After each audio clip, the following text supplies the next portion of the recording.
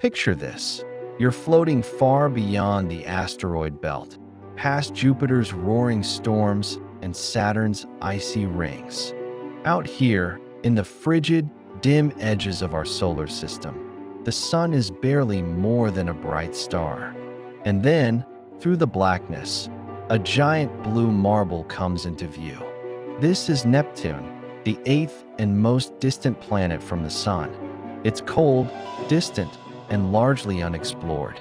Only one spacecraft has ever visited it, Voyager 2, back in 1989. Yet what we do know is fascinating. Because deep beneath Neptune's blue atmosphere, something astonishing may be happening. It might be raining diamonds, literally. And that diamond rain, strange as it sounds, might help sustain something even more unexpected: internal oceans. Oceans that could tell us something profound about life beyond Earth. Let's explore how falling gemstones could help power one of the most alien water worlds in the solar system. First, we need to understand what kind of world we're talking about. Neptune is not a terrestrial planet like Earth or Mars. It's not even a gas giant like Jupiter or Saturn. Instead, Neptune, along with its sibling Uranus, is classified as an ice giant. That name might be misleading. It doesn't mean Neptune is made of solid ice. Rather, it's composed largely of elements like water, ammonia, and methane, all in high-pressure, high-temperature states that we can barely recreate on Earth. Its outer atmosphere is a swirling mix of hydrogen, helium, and trace amounts of methane, the gas that gives Neptune its deep blue hue. But the deeper you go beneath those clouds, the more alien it becomes. Pressures skyrocket. Temperatures climb to thousands of degrees. Molecules start to behave in bizarre ways. And that's where the diamond story begins. Diamonds, as you probably know, form under intense heat and pressure. On Earth, they're created deep in the mantle, where carbon is compressed over millions of years. On Neptune, something similar may be happening, but on a planetary scale. Here's how. Neptune contains significant amounts of methane, CH4, a molecule made of one carbon atom and four hydrogen atoms. When methane is exposed to the extreme conditions inside Neptune, temperatures over 2,000 degrees Celsius and pressures over 1,000,000 times Earth's surface pressure, it breaks apart. The hydrogen separates, and the carbon is left behind. Now, under these extreme conditions, that free carbon crystallizes into diamonds. These diamonds aren't giant, cuttable gems, at least not likely. They're probably more like microdiamonds or diamond grains, maybe millimeters across, possibly larger. But they're solid, dense, and heavier than the surrounding fluid. And so they fall. Just like raindrops fall through Earth's sky, diamonds fall through Neptune's interior, sinking slowly but steadily toward the core. This phenomenon has moved from theory to lab-confirmed science. At the SLAC National Accelerator Laboratory in California, scientists recreated Neptune-like conditions in blasted plastic, a hydrocarbon, with high-powered lasers. And guess what? They observed tiny diamonds forming. It was the first strong experimental confirmation that diamond rain on Neptune is not just poetic, it's probable. Now, here's where things get really interesting. As these diamonds fall through the planet's interior, they may release heat. How? It's all about friction and gravitational energy. As the diamonds fall through dense, fluid layers of exotic ices, they generate friction, tiny but cumulative. That heat can influence the thermal dynamics of the interior. Some models suggest this energy may contribute to maintaining a supercritical or superionic water layer, a state of water that is neither liquid nor solid, but something in between. In this layer, oxygen atoms form a lattice, while hydrogen ions move freely. making it both highly conductive and incredibly weird. This internal ocean may wrap around a rocky core, buried deep within Neptune.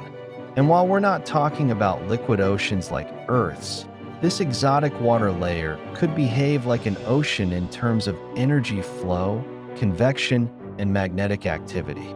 In fact, both Neptune and Uranus have unusual, off-kilter magnetic fields, and many scientists think that their superionic oceans play a role. And here's the kicker. Diamond rain might be helping to keep those oceans active by releasing gravitational energy as diamonds fall and heat the layer from within. When we hear the phrase ocean world, we usually think of places like Europa, Enceladus, or even Titan, icy moons with subsurface oceans of salty water beneath frozen crusts. But Neptune may be an ocean world in its own right, just one that's hidden beneath gas, pressure, and heat. A deep ocean of exotic water, warmed by gravitational energy, compressed into unfamiliar states of matter, yet still made of H2O, just like Earth's oceans. Could such an ocean ever support life? At the moment, that's pure speculation.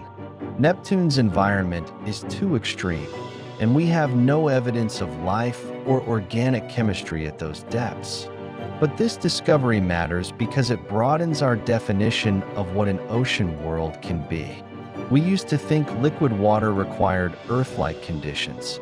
Now, we're finding that water can exist in far more extreme forms, and maybe in far more places, which means that life, or prebiotic chemistry, might also exist in more environments than we ever imagined. Here's why all of this matters beyond Neptune.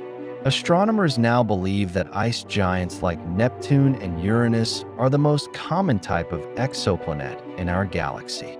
In fact, many of the super-Earths and mini-Neptunes we've detected around other stars may be ice-rich, volatile-rich worlds, just like Neptune.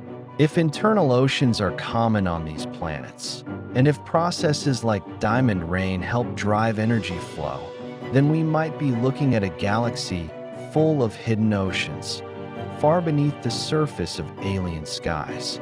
And where there's water and energy, life might not be far behind. It's a bold idea, but it shifts our thinking. It suggests we shouldn't just be looking for Earth clones. We should be looking for ocean worlds in disguise. Even the weird ones. Even the ones where it rains diamonds. So, what do we do with all this knowledge? Well, for one, we need more data.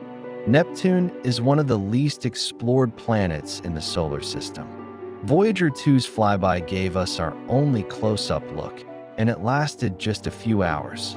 We have no orbiters, no landers, no probes studying Neptune today.